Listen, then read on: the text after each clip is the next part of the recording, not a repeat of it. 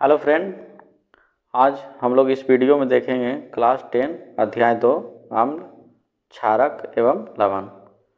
और जितने भी इम्पोर्टेंट लाइन लिखा हुआ उसी को हम पढ़ेंगे। देखिए, सबसे पहले हम जानेंगे कि अम्ल किसे कहते हैं, उसके बाद जानेंगे क्षारक के बारे में जानेंगे, उसके बाद हम लवण के बारे में जानेंगे। तो अम्ल की परिभाषा क्या होगी, देखिए यहाँ पर लिखा हुआ है।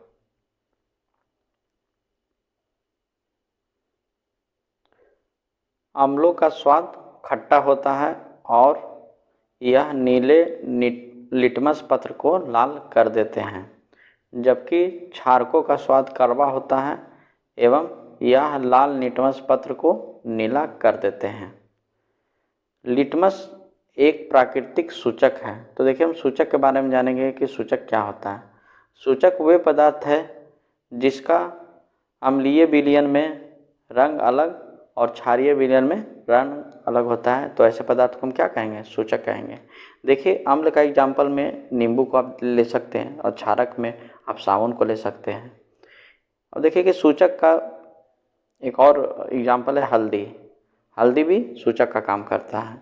अब हम इसे एग्जाम्पल के तहत समझेंगे कि श्वेत कपड़े पर लगे सब्जी के दाग पर जब क्षारकीय प्रकृति वाला साबुन रगड़ते हैं तब उस धब्बे का रंग भूरा लाल हो जाता है। ऐसा क्यों होता है? क्योंकि सब्जी में हल्दी होती है, जो हल्दी अभी देखे कि सूचक होता है, वो क्षार के संपर्क में आएगा तो वो अपना रंग कैसा बदल देगा, लाल हो जाएगा, भूरा लाल हो जाएगा। लेकिन कपड़े को अत्यधिक जल से धोने के पश्चात वह फिर से पीले रंग का हो जाता है। अगर अधिक पानी से धोने के बाद वो कैसा हो जाएगा, पीले रंग का हो जाएगा। अब देखिए कि यहाँ पर लिखा हुआ है कि संश्लेषित सूचक, इसे हम कृत्रिम सूचक भी कहते हैं। क्यों कहते हैं? क्योंकि इस सूचक को हम रसायनों द्वारा बनाते हैं। उसका एग्जाम्पल क्या है, मैथिल ऑरेंज और फिनोप्थेनिल। इसका हम प्रयोग करके अम्ल और क्षारक की पता लगा सकते हैं।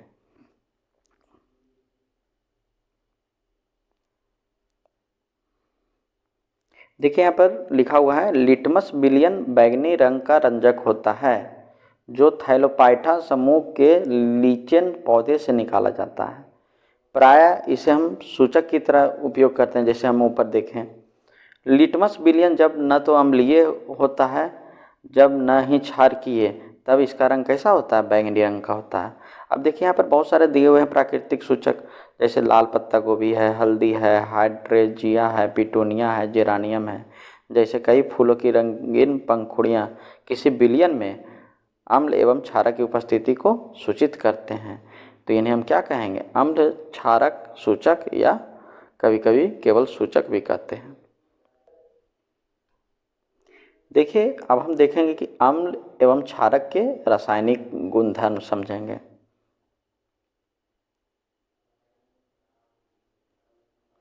देखिए, आपने पहले देखा कि रंग में परिवर्तन के द्वारा यह सूचक हमें बताते हैं कि कोई पदार्थ अम्ल है या क्षारक।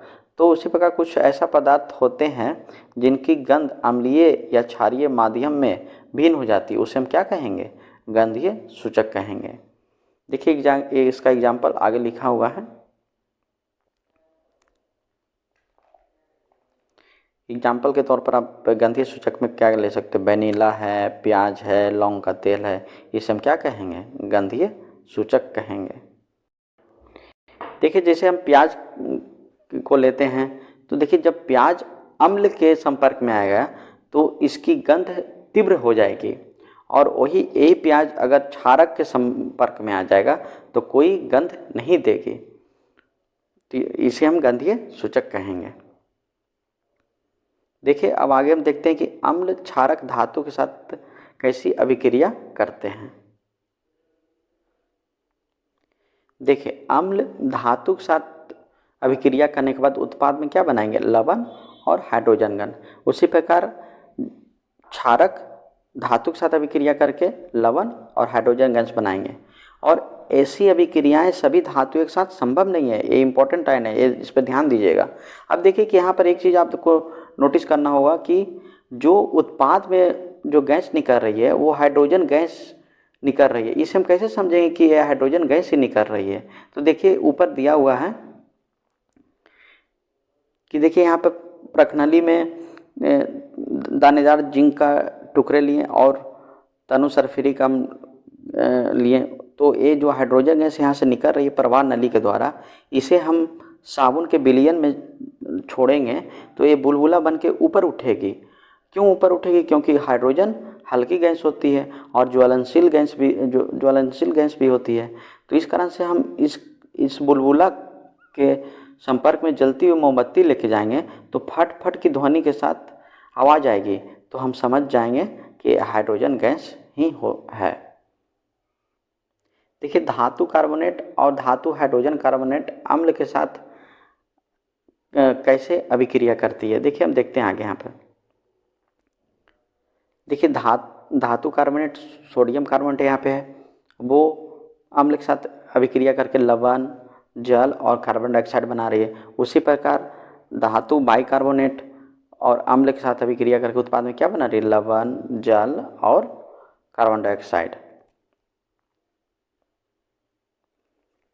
देखिए जो ये कार्बन डाइऑक्साइड बन रही है, इसे हम चूने के पानी के साथ अभिक्रिया करवाएंगे तो CaCO3 और जल बनेगा, जो जल में अघुलनशील होगा और इसका रंग कैसा होगा? दूधिया होगा।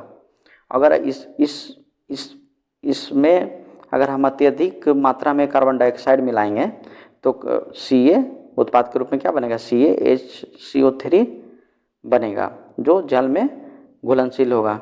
उसी प्रकार जल में घुलनशील, जिस प्रकार चीनी पानी में घुल जाने के बाद दिखता नहीं है, उसी प्रकार होगा। और इसका रंग कैसा होगा? कलरलेस होगा। देखिए जो ऊपर रिएक्शन हुई, अभिक्रिया हुई थी, उसको लिखा हुआ है धातु कार्बोनेट और धातु हाइड्रोजन कार्बोनेट अम्ल के साथ अभिक्रिया करने के बाद उत्पाद में क्या बनेगा? लवण, कार्बन डाइऑक्साइड और जल, जो हम ऊपर देखे ना। अब देखिए अगला क्या है कि अम्ल क्षारक परस्पर कैसे अभिक्रिया करते हैं। देखिए यहाँ पर लिखा हुआ है कि अम्ल और क्षारक परस्पर अभिक्रिया करने के बाद उत्पाद में क्या बनाएंगे? लवण और जल। देखिए एग्जाम्पल के रूप में क्षारक है और अम्ल जो क्या बना रहे हैं? लवण और जल। इस अभिक्रिया को हम क्या कहेंगे? उदासीन अभिक्रिया। देखिए अम्लों के साथ धात्विक ऑक्साइड की अभिक्रिया। देखिए कि यहाँ पर कॉपर ऑक्साइड की अल्प मात्रा लीजिए और हिलाते हुए उसमें धीरे धीरे तनु हाइड्रोक्लोरिक अम्ल मिलाइए। विलयन के रंग पर ध्यान दीजिए, कॉपर ऑक्साइड का क्या हुआ? तो आप देखेंगे कि विलयन का रंग नील हरित हो जाएगा एवं कॉपर ऑक्साइड घुल जाता है। विलयन का नील हरित रंग अभिक्रिया में कॉपर क्लोराइड के बनने के कारण होता है। क्यों इसका रंग नील हरित हो जाता है? क्योंकि कॉपर क्लोराइड बन रहा है। अब देखिए कि धातु ऑक्साइड अम्ल के साथ अभिक्रिया करने के बाद क्या बना रहे हैं? लवण और जल। तो देखिए लवण और जल तो अम्ल और क्षार के बीच अभिक्रिया करने के बाद भी बन रहा है। तो हम एक तरह से हम कह सकते हैं कि धातु ऑक्साइड की प्रवृत्ति क्षारक होती है। अब नेक्स्ट देखिए कि क्षारक के साथ अधात्विक ऑक्साइड की अभिक्रिया। तो देखिए यहाँ पर कैल्शियम कार्बन डाइऑक्साइड एवं कैल्शियम हाइड्रोक्साइड के बीच अभिक्रिया हम देखेंगे। तो देखिए कि कैल्शियम हाइड्रोक्साइड जो एक क्षारक है, कार्बन डाइऑक्साइड के साथ अभिक्रिया करने पर लवण और जल का निर्माण हो रहा है। तो देखिए कि जो यहाँ पर भी लवण और जल का निर्माण हो रहा है, किसके साथ अभिक्रिया कराने पर? क्षारक और अधात्विक ऑक्साइड के साथ अभिक्रिया कराने के बाद लवण और जल बन रहा है। तो इससे हम कह सकते हैं, निष्कर्ष निकाल सकते हैं कि अधात्विक ऑक्साइड अम्लीय प्रकृति के होते हैं। सभी अम्लों एवं क्षारकों में क्या समानता है? देखिए यहाँ पे लिखा हुआ है कि धातु के साथ अभिक्रिया करने पर सभी अम्ल हाइड्रोजन गैस उत्पन्न करते हैं, जो आप ऊपर देख लिए। इससे पता चलता है कि सभी अम्लों में हाइड्रोजन होता है। अब देखिए कि आगे लिखा हुआ है यहाँ पे, देखिए कि यहाँ पे लिखा हुआ है कि अम्ल की स्थिति में बल्ब जलने लगता है, पर ग्लूकोज एवं अल्कोहल की स्थिति में बल्ब नहीं जलता है। ऐसा क्यों? क्योंकि देखिए कि आप जानते हो कि किसी विलयन में विद्युत धारा का प्रवाह आयनों द्वारा होता है। तो उसी प्रकार की अम्ल जलीय विलयन में H+ आयन उत्पन्न करता है, इस कारण से विद्युत धारा का प्रभाव हो जाता है तो बल्ब जलने लगती है। और ग्लूकोज और अल्कोहल विलयन में H+ आयन नहीं उत्पन्न करता है तो इस कारण से वो बल्ब नहीं जला पाता है।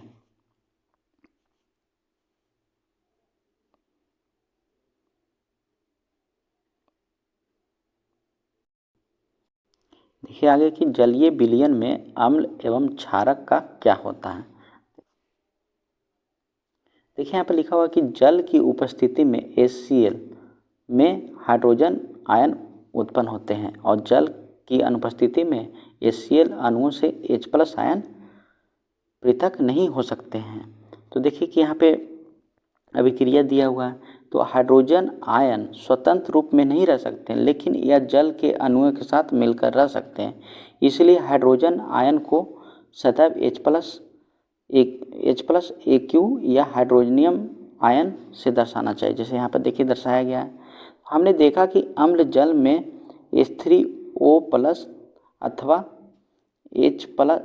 H+AQ आयन प्रदान करता है। देखिए यहाँ पर एग्जाम्पल दिया हुआ है कि किसी क्षारक में जल घोरने पर क्या होता है।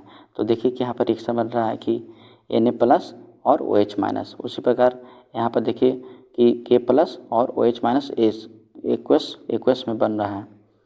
तो अब यहाँ पर देखिए कि एक लाइन लिखा हुआ है कि क्षारक जल में OH आयन उत्पन्न करते हैं और जल में घुलनशील क्षारक को हम क्या कहते हैं, क्षार कहते हैं। उसी प्रकार अम्ल जल में H+ आयन उत्पन्न करते थे, ऊपर आप देखें तो देखिए यहाँ पर लिखा हुआ कि सभी क्षारक जल में घुलनशील नहीं होते हैं। जल में जो घुलनशील क्षारक होंगे उसे हम क्या कहेंगे, क्षार कहेंगे। इनका स्पर्श साबुन की तरह स्वाद कड़वा होता है तथा प्रकृति संक्षारक होती है। इन्हें कभी भी छूना या चखना नहीं चाहिए क्योंकि ये हानिकारक होते हैं। ये तो आप ऊपर देखें ही कि उदासीन अभिक्रिया अम्ल एवं क्षार को अभिक्रिया करने पर लवण और जल बनाते हैं। उस अभिक्रिया को हम क्या कहेंगे, उदासीन अभिक्रिया। अब देखिए कि यहाँ पे लिखा हुआ है कि जल में अम्ल या क्षारक घुलने की प्रक्रिया अत्यंत ऊष्माक्षेपी होती है। मतलब ऊष्माक्षेपी का मतलब कि ऊष्मा बहुत उत्सर्जित करती है। जल में सांद्र नाइट्रिक अम्ल या सल्फ्यूरिक अम्ल को मिलाते समय अत्यंत सावधानियाँ रखनी चाहिए। अम्ल को सदैव धीरे धीरे तथा जल को लगातार हिलाते हुए जल में मिलाना चाहिए। सांद्र अम्ल में जल मिलाने पर उत्पन्न हुई ऊष्मा के कारण मिश्रण अस्फलित होकर बाहर आ सकता है तथा आप जल सकते हैं। साथ ही अत्यधिक स्थानीय ताप के कारण प्रयोग में किया जा रहा कांच का पात्र भी टूट सकता है। इतना जो लिखा हुआ है इसका कंक्लूजन क्या है, यही कंक्लूजन है कि आप जैसे जल में अम्ल और क्षार मिला सकते हैं, न कि अम्ल और क्षार में आप जल को मिलाएंगे, ये गलत तरीका है। क्योंकि जल में अम्ल एवं क्षार के घुलने की प्रक्रिया अत्यंत ऊष्माक्षेपी होती है। इसलिए कांच पात्र लगातार हिलाते रहना चाहिए और हमेशा अम्ल या क्षारक को जल में धीरे धीरे मिलाना चाहिए। ये है। देखिए अब हम लोग देखेंगे अम्ल एवं क्षारक के विलयन कितने प्रबल होते हैं। मतलब देखेंगे कौन सा अम्ल कितना प्रबल है, दुर्बल है। देखिए कि इसको जानने के लिए हम सार्वत्रिक सूचक जो अनेक सूचकों का मिश्रण होता है उसका उपयोग करके हम ज्ञात कर सकते हैं। इसकी प्रबलता जो होती है वो H+ आयन या OH- आयनों की सांद्रता पर निर्भर करती है। किसी विलयन में उपस्थित हाइड्रोजन आयन की सांद्रता ज्ञात करने के लिए एक स्केल विकसित किया गया है जिसे हम क्या कहते हैं, pH स्केल कहते हैं। जो pH सूचक है वो उसे हम क्या बोलते हैं, पुसांस, जो एक जर्मन शब्द है का अर्थ होता है शक्ति। pH स्केल से समांतर 0 से 14 तक pH को ज्ञात कर सकते हैं। जो 0 अगर किसी का वैल्यू आ गया pH का तो वो उसे हम क्या कहें, अधिक अम्लता है। अगर pH का मान हो गया 14 तो उसे हम बोल सकते हैं कि अधिक क्षारीय है।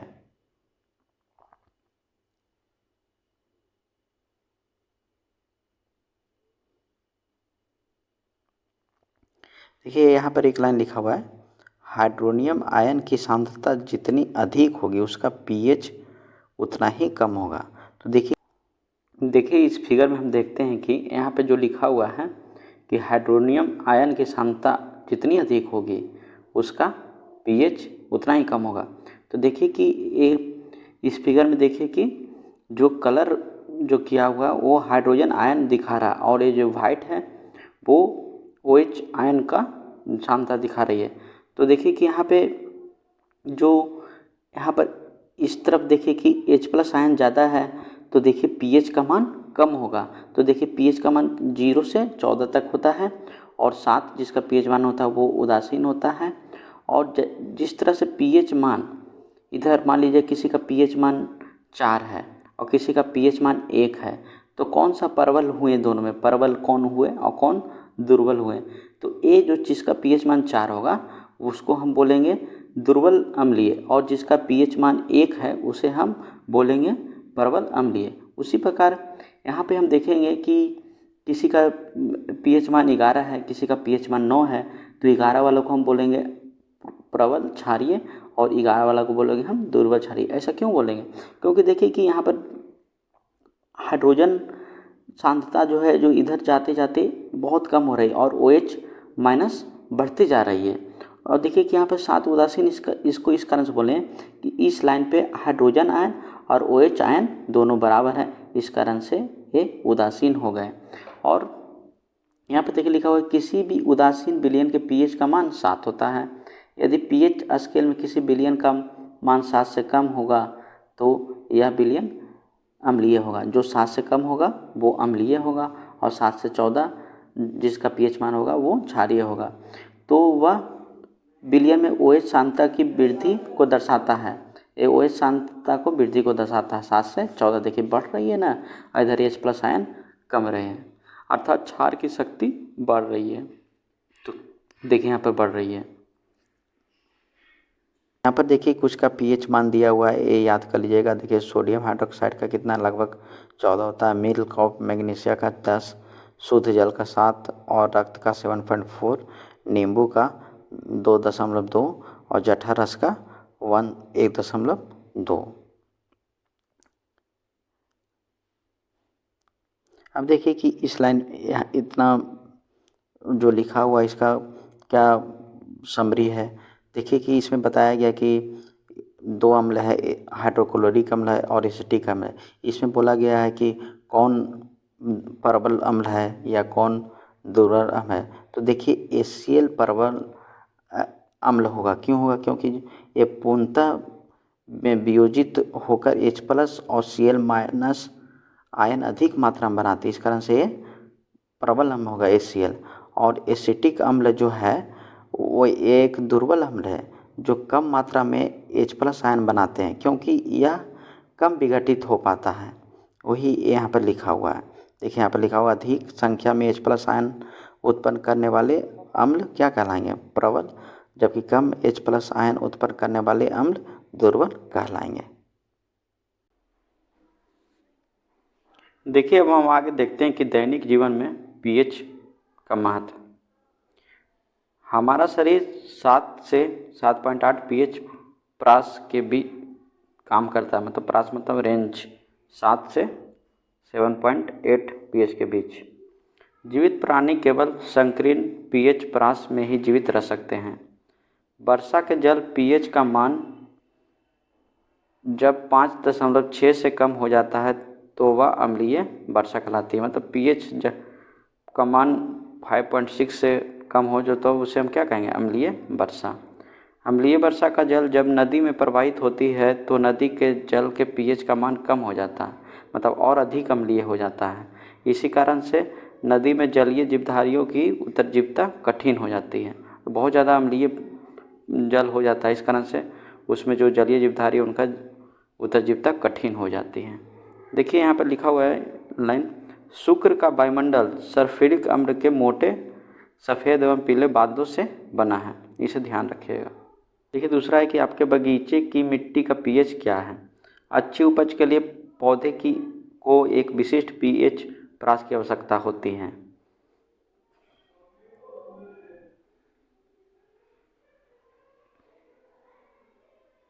देखिए यहाँ पर है अगला कि हमारे पाचन तंत्र का पीएच, हमारा उदर जो जिसे हम आमाशय बोलते हैं वो हाइड्रोक्लोरिक अम्ल उत्पन्न करता है। यह भोजन के पाचक में सहायक होता है और अपच की उपस्थिति में उदर अत्यधिक मात्रा में अम्ल उत्पन्न करता है, जिसके कारण उदर में जलन और दर्द का अनुभव होते हैं। और इस दर्द से मुक्त होने के लिए हम एंटा एसिड जैसे क्षारकों का उपयोग करते हैं। क्यों करते हैं? क्योंकि अम्ल की प्रवृत्ति को खत्म उदासीन करने के लिए किसका उपयोग करते हैं? क्षारक को। क्षारक को प्रवृत्ति को उदासीन करने के लिए हम अम्ल का प्रयोग करते हैं। तो यहाँ पर अम्ल निकल रहा है तो हम क्षारक का प्रयोग करके हम उसे उदासीन बनाएंगे। तो वो कौन सा क्षारक का उपयोग करेंगे? Magnesium hydroxide. पीएच परिवर्तन के कारण दंत क्षय। मुंह के पीएच का मान 5.5 से कम होने पर दांतों का क्षय प्रारंभ हो जाता है। दांतों का इनेमल कैल्शियम हाइड्रोक्सी एपेटाइट से बना होता है, जो कि शरीर का सबसे कठोर पदार्थ है। यह जल में घुलता नहीं है, लेकिन मुंह के पीएच का मान 5.5 होने पर यह संक्षारित हो जाता है। मतलब कि मुंह का पीएच मान 5.5 से कम होगा ना, तो वो दांत क्षय होने लगेगा। और इसका उपाय क्या है? भोजन के बाद मुंह साफ करने से इसका बचाव किया जा सकता है। मुंह की सफाई के लिए क्षारकीय दंत मंजन का उपयोग करने से अम्ल की अधिक मात्रा को उदासीन किया जा सकता है। जैसे बताए तो जैसे अधिक अम्लीय हो गया तो उसे उदासीन करने के लिए हम क्षारक का प्रयोग करके उसे हम उदासीन कर सकते हैं, जो क्षारकीय दंत मंजन यूज करके हम इसका क्षय को रोक सकते हैं, जिसके परिणाम स्वरूप दंत क्षय को रोका जा सकता है। अगला देखिए, पशुओं एवं पौधों द्वारा उत्पन्न रसायनों से आत्मरक्षा।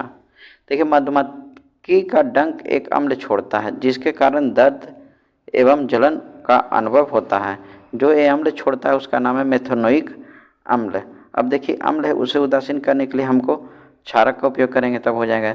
तो बेकिंग सोडा जैसे दुर्बल क्षारक के उपयोग से हम इस डंक मारे गए अंग में आराम ला सकते हैं। उसी प्रकार नेटल के डंक वाले बाल मेथनोइक अम्ल छोड़ जाते हैं, जिसके कारण जलन वाले दर्द का अनुभव होते हैं।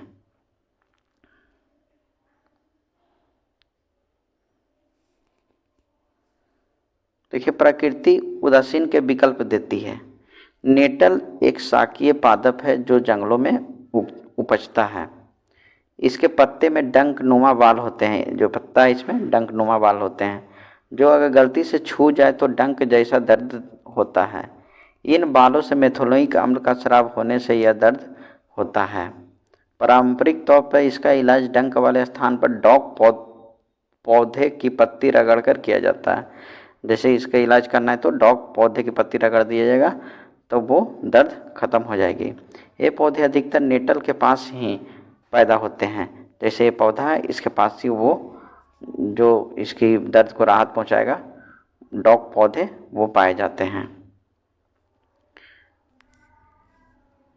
अब देखिए, कुछ प्राकृतिक अम्ल हैं जिसमें क्या प्राकृतिक स्रोत में कौन सा अम्ल पाया जाएगा, ये आते हैं एग्जाम में। अच्छा से देखिए, सिरका में एसिटिक अम्ल पाया जाता है, संतरा में सिट्रिक अम्ल, इमली में टार्टेरिक अम्ल, टमाटर में ऑक्सैलिक अम्ल, खट्टा दूध में लैक्टिक अम्ल, नींबू में सिट्रिक अम्ल, चींटी का डंक में मेथनोइक अम्ल, नेटल का डंक में मेथनोइक अम्ल होता है।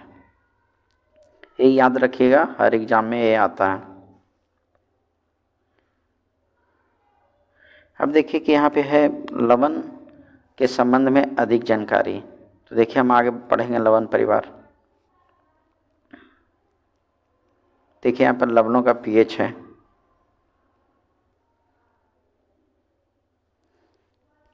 देखिए, यहाँ पर लिखा हुआ है प्रबल अम्ल एवं प्रबल क्षारक के लवण के पीएच का मान 7 होता है। क्यों होता है? क्योंकि ये उदासीन होता है।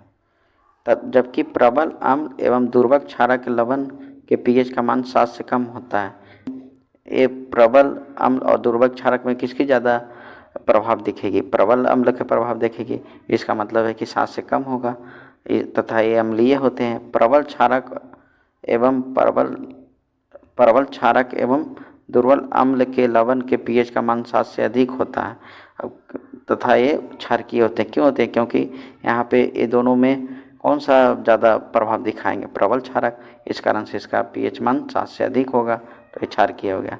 अब देखिए कि साधारण नमक से रसायन। अब हम देखेंगे कि साधारण नमक कैसे बनते हैं। तो देखिए यहाँ पर लिखा हुआ हाइड्रोक्लोरिक अम्ल और सोडियम हाइड्रोक्साइड के विलयन की अभिक्रिया से उत्पन्न लवण को सोडियम क्लोराइड कहते हैं। इसी लवण को हम अपने भोजन में उपयोग करते हैं। तो ये कैसे बनते हैं? HCl और सोडियम हाइड्रोक्साइड के विलयन की अभिक्रिया से जो उत्पन्न लवण होंगे वो क्या बनेंगे? सोडियम क्लोराइड, जिसे हम क्या कहते हैं? साधारण नमक। साधारण नमक का उपयोग सोडियम हाइड्रोक्साइड बनाने में बेकिंग सोडा, वाशिंग सोडा, व्यंजक आदि के लिए एक महत्वपूर्ण कच्चा पदार्थ है। तो ये इसका उपयोग देख लिए आप। अब देखिए सोडियम हाइड्रोक्साइड हम देखते हैं। देखिए सोडियम हाइड्रोक्साइड कैसे बनती है? सोडियम क्लोराइड के जलीय विलयन। देखिए सोडियम क्लोराइड के जलीय विलयन से विद्युत धारा प्रवाहित करने पर यह वियोजित होकर सोडियम हाइड्रोक्साइड उत्पन्न करते हैं। देखिए वियोजित का सोडियम हाइड्रोक्साइड क्लोरीन और हाइड्रोजन गैस कहते हैं। इस अभिक्रिया को क्लोर क्षार प्रक्रिया कहते हैं, क्योंकि इससे निर्मित जो उत्पाद है वो क्लोरीन एवं सोडियम हाइड्रोक्साइड, जो सोडियम हाइड्रोक्साइड क्षार है और क्लोरीन को हम क्लोर बोलते हैं। इस कारण से हम इसका प्रक्रिया क्या बोलेंगे? क्लोर क्षार प्रक्रिया कहते हैं। अब देखिए कि जो क्लोरीन गैस है वो एनोड पर बनेगी और हाइड्रोजन गैस कैथोड पर मुक्त होगी, और कैथोड पर सोडियम हाइड्रोक्साइड विलयन का भी निर्माण होता है। इसे आप ध्यान रखिएगा। अभी देखिए उत्पाद में जो क्लोरीन बने उसका कहाँ कहाँ यूज होता है? जल की स्वच्छता में, स्विमिंग पूल में, PVC रोगाणुनाशक में, CFC में, कीटनाशक में। और जो H2 गैस उत्पाद में बने उनका यूज कहाँ होता है? उसका यूज कहाँ होता है? ईंधन में, मार्गरीन में, खाद के लिए अमोनिया में होता है। और जो सोडियम हाइड्रोक्साइड जो बने उसका यूज क्या होता है? धातुओं से ग्रीस हटाने के लिए, साबुन तथा अपमार्जक में, कागज बनाने के लिए, कृत्रिम फाइबर में।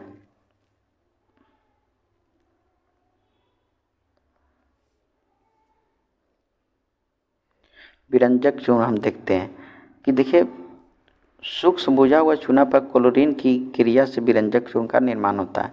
देखिए सूक्ष्म बुझा हुआ चूना पर क्लोरीन की अभिक्रिया से क्या बन रही है? विरंजक चूर्ण और जल बन रही है। तो ये विरंजक चूर्ण को CaOCl2 से दर्शाया। देखिए विरंजक का उपयोग हम देखते हैं। पहला, वस्त्र उद्योग में सूती एवं लिनेन के विरंजक के लिए, कागज की फैक्ट्री में लकड़ी की मज्जा एवं लॉन्ड्री में साफ कपड़ों के लिए किया जाता है। दूसरा, कई रासायनिक उद्योगों में एक उपचायक के रूप में एवं पीने वाले जल को जीवाणुओं से मुक्त करने में किया जाता है। देखिए बेकिंग सोडा, इसे हम खाने का सोडा भी कहते हैं। इसका रासायनिक नाम क्या होता है? सोडियम हाइड्रोजन कार्बोनेट और रासायनिक सूत्र NaHCO3। इसको बनाने में सोडियम क्लोराइड का उपयोग एक मूल पदार्थ के रूप में किया जाता है। देखिए बनाने के यहाँ पे अभिक्रिया लिखा गया, NaCl जल, कार्बन डाइऑक्साइड और NH3 अभिक्रिया करके क्या बना रहा है? अमोनियम क्लोराइड और सोडियम हाइड्रोजन कार्बोनेट। इसका उपयोग देखिए इसका उपयोग आमतौर पर रसोई घर में स्वादिष्ट खस्ता, पकौड़े आदि बनाने में किया जाता है। कभी कभी इसका उपयोग खाने को शिक्षता से पकाने के लिए भी किया जाता है। अब देखिए कि एक क्वेश्चन आता है, क्या होता है जब सोडियम हाइड्रोजन कार्बोनेट के गर्म करने पे? तो देखिए सोडियम हाइड्रोजन कार्बोनेट को गर्म करने पे क्या होता है? सोडियम कार्बोनेट और जल और कार्बन डाइऑक्साइड उत्पाद के रूप में बनती हैं। अब देखिए इसका हम उपयोग देखते हैं बेकिंग सोडा का।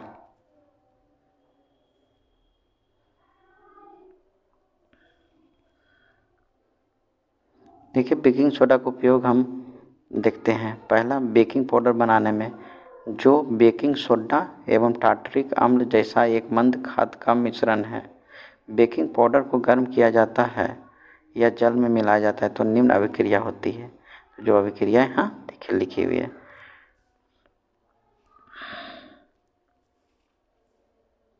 इस अभिक्रिया से उत्पन्न कार्बन डाइऑक्साइड के द्वारा पावरोटी और केक में खमीर उठाया मतलब फुलाया जा सकता है तथा इससे मुलायम एवं स्पंजी हो जाता है। दूसरा, सोडियम हाइड्रोजन कार्बोनेट भी एंटासिड का संघटक है। क्षारीय होने के कारण यह पेट में अम्ल की अधिकता को उदासीन करके राहत पहुंचाता है। जो आप ऊपर देखें ना एग्जाम्पल में, इसका उपयोग सोडा अम्ल अग्निशामक में भी किया जाता है। धोने का सोडा, इसका रासायनिक नाम सोडियम कार्बोनेट होता है और रासायनिक सूत्र Na2CO3 × 10H2O है।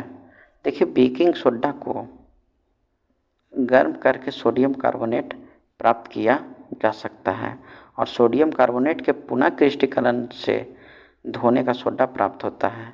यह भी एक क्षारकीय लवण है। देखिए, पुनः क्रिस्टलीकरण करके यहाँ पे धोने का सोडा प्राप्त हुआ है। अब धोने का सोडा का उपयोग हम देखते हैं। सोडियम कार्बोनेट का उपयोग कांच, साबुन एवं कागज उद्योगों में होता है। इसका उपयोग बोरेक्स जैसे सोडियम यौगिक उत्पादन में होता है। सोडियम कार्बोनेट का उपयोग घरों में साफ सफाई के लिए होता है। जल की अस्थायी कठोरता को हटाने के लिए किसका उपयोग होगा? धोने का सोडा का। ये सब चीज़ याद रखिएगा, याद करने वाली बात है इसमें। देखिए, यहाँ पर एक लाइन लिखा हुआ है, उसे हम देखते हैं। लवण के एक सूत्र इकाई में जल के निश्चित अणुओं की संख्या को क्रिस्टलन का जल कहते हैं। जैसे देखिए, यहाँ पे कॉपर सल्फेट की एक सूत्र इकाई में, जैसे कॉपर सल्फेट है, में जल के 5 अणु उपस्थित होते हैं। जल के 5 अणु उपस्थित होते हैं, तो इसको हम इस तरह से लिख सकते हैं। जलीय कॉपर सल्फेट का रासायनिक सूत्र CuSO4 × 5H2O। जिप्सम एक अन्य लवण है जिसमें क्रिस्टलन का जल होता है। इसमें क्रिस्टलन के जल के 2 अणु होते हैं, जिसको इसका रासायनिक सूत्र CaSO4 × 2H2O लिखते हैं। देखिए, अब हम देखते हैं प्लास्टर ऑफ पेरिस। इसके बनाने की विधि देखते हैं। जिप्सम को 373 केल्विन पर गर्म करने पर यह जल के अणुओं को त्याग कर कैल्शियम सल्फेट अर्धहाइड्रेट या हेमीहाइड्रेट बनाता है। इसे हम प्लास्टर ऑफ पेरिस कहते हैं। देखिए, जिप्सम का रासायनिक सूत्र क्या होता है? CaSO4 × 2H2O। इसे 373 डिग्री केल्विन पर गर्म करेंगे तो क्या बनेगा? प्लास्टर ऑफ पेरिस बनेगा। इस पदार्थ का उपयोग कहाँ होता है?